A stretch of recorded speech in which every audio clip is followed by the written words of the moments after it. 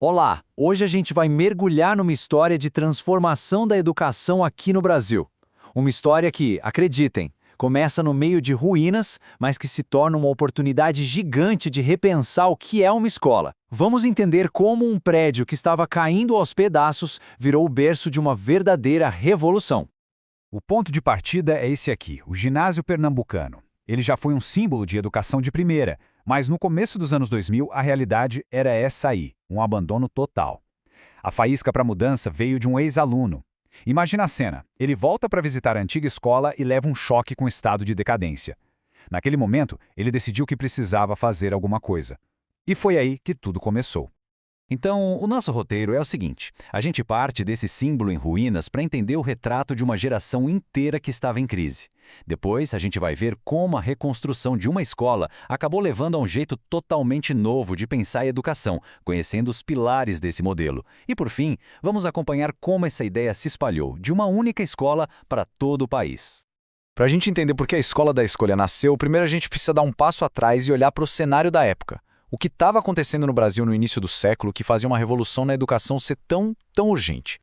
Olha só esse número, 34%. No começo dos anos 2000, essa era a porcentagem de jovens com idade entre 15 e 17 anos que estavam, de fato, no ensino médio. Isso não é só um dado, né? É a imagem de um abismo gigantesco no nosso sistema. Uma geração inteira que estava ficando para trás. E aqui, a gente vê a grande contradição do país. De um lado do gráfico, uma potência. O Brasil tinha o 9º maior PIB do mundo.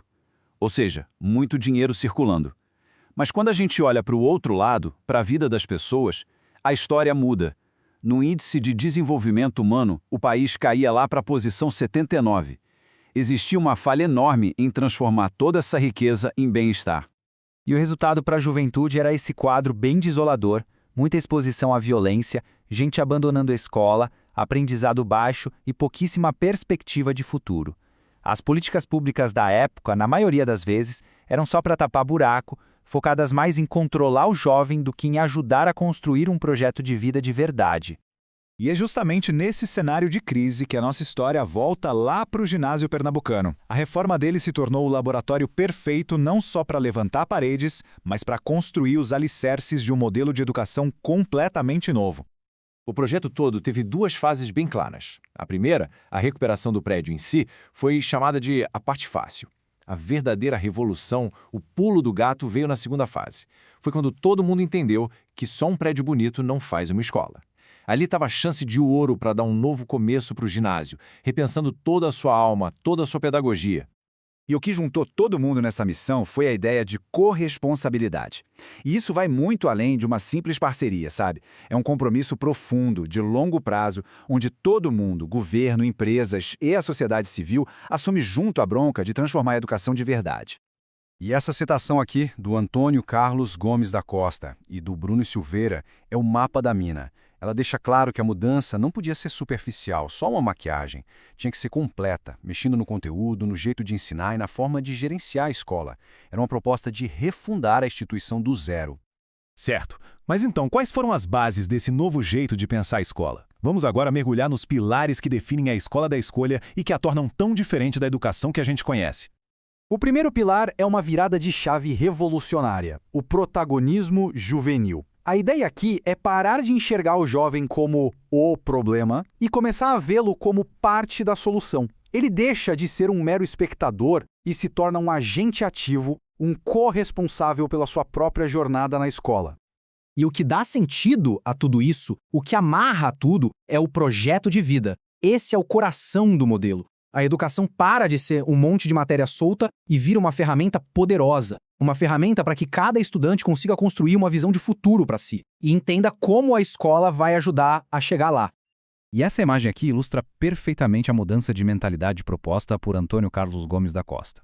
É sair do modelo do dano, que só foca no que está faltando, na reclamação, e ir para o modelo do desafio, que enxerga o problema como uma oportunidade de crescer, focando nos pontos fortes e na ação. Bom, o experimento lá no Ginásio Pernambucano foi um sucesso, mas a história não parou por aí.